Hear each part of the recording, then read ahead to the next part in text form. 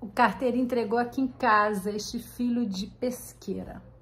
Alguém conhece Pesqueira? Eu conheço, hein? Tá no sertão de Pernambuco, uma cidade muito interessante, de uma riqueza cultural, de uma tradição. Eu estive mais de uma vez no sertão de Pernambuco, na época do ProLer, do Programa Nacional de Incentivo à Leitura, Itacuruba, Pajeú e Sertânia, e a gente vai passando pelas cidades, né? E vai conhecendo esse Brasilzão.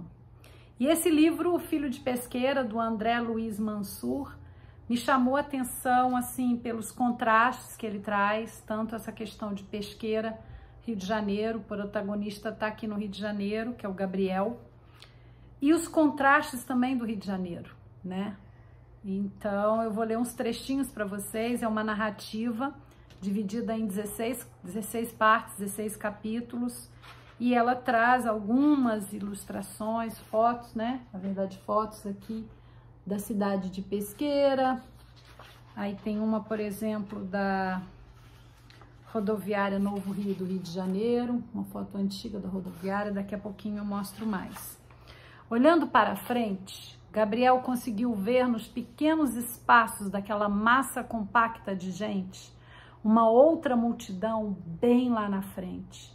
Pôde observar muitos cavalos, um animal que ele via pouco em Pesqueira, já que o que predominava lá era o jegue. Gabriel percebeu também que havia muitos homens de farda em cima dos cavalos. Na cidade dele também havia homens de fardas, mas eram poucos. Ali eram muitos, ele observou, percebendo também que era de lá que vinha o som dos apitos, que agora se intensificava. Após a primeira trovoada, a multidão do lado começou a se agitar também. As palavras de ordem agora tinham mais força e raiva, e as meninas bonitas uma expressão de fúria nos rostos. Pareciam guerreiras amazonas, como ele viu numa reportagem das seleções na biblioteca de Pesqueira. Gabriel sentiu alguns pingos no rosto. Logo em seguida veio outro som forte. O garoto pensou que fosse outra trovoada, mas eram os cavalos seguindo em direção à multidão, com os homens fardados empunhando espadas alguns, enquanto outros levantavam cacetetes de madeira. Vieram também bombas que pareciam mais barulhentas do que as trovoadas e bem mais fortes do que as ronqueiras que ele soltava em Pesqueira. Gabriel ficou parado, com as pernas tremendo, enquanto os cavalos seguiam em alta velocidade. Alguém o puxou com força, era uma das meninas bonitas. Ela o tirou do meio do tumulto e desapareceu como um raio. Gabriel instintivamente apertou o bisaco e pegou sua maletinha de madeira. Queria voltar para a segurança da rodoviária, levando suas bolas de gude, mas a massa compacta em volta dele o impedia de fazer qualquer movimento mais brusco.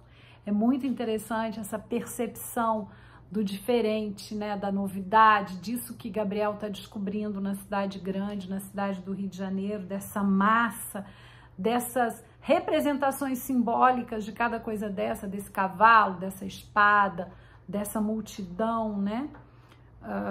Para mostrar mais também aqui mais uma foto do Rio de Janeiro.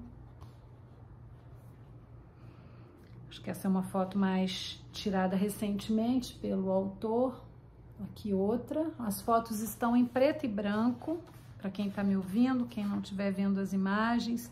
Aqui Retirantes, de Cândido Portinari, uma cópia dessa pintura que tem muito a ver com essa narrativa, com esse personagem que chega na cidade grande e se depara com a novidade, com o estranho, com o diferente.